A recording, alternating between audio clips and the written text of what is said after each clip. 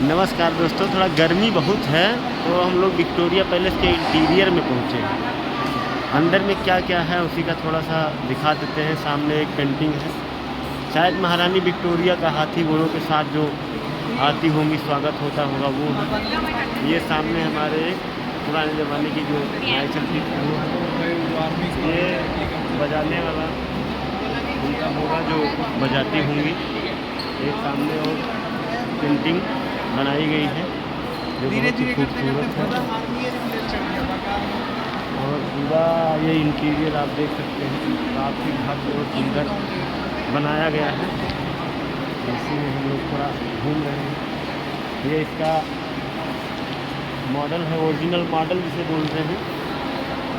ये मॉडल है, Victoria palace का ये मॉडल रखा गया है।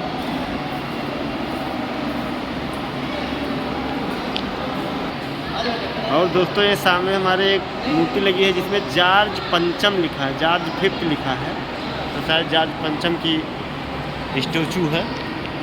और इस तरफ में क्वीन मैरी की स्टैचू है, इंटीरियर इलाके में है ये।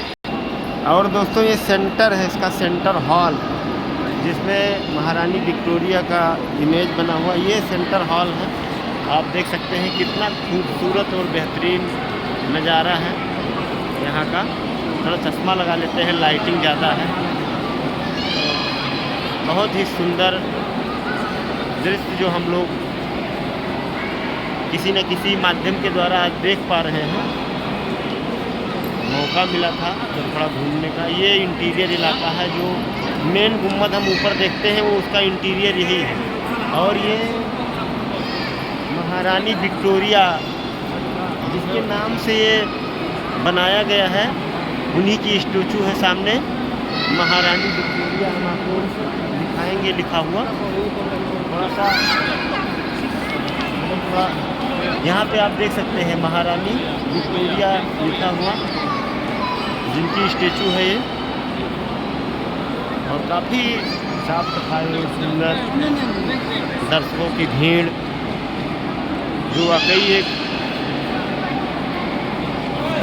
कहा जाता है कि विश्व में किसी महाराणा या महारानी, महाराजा या महारानी के स्मृति में बनाया गया जो महल, राजमहल होगा, जो बहुत ही बड़ा और विशाल है और काफ़ी खूबसूरत नज़ारा है।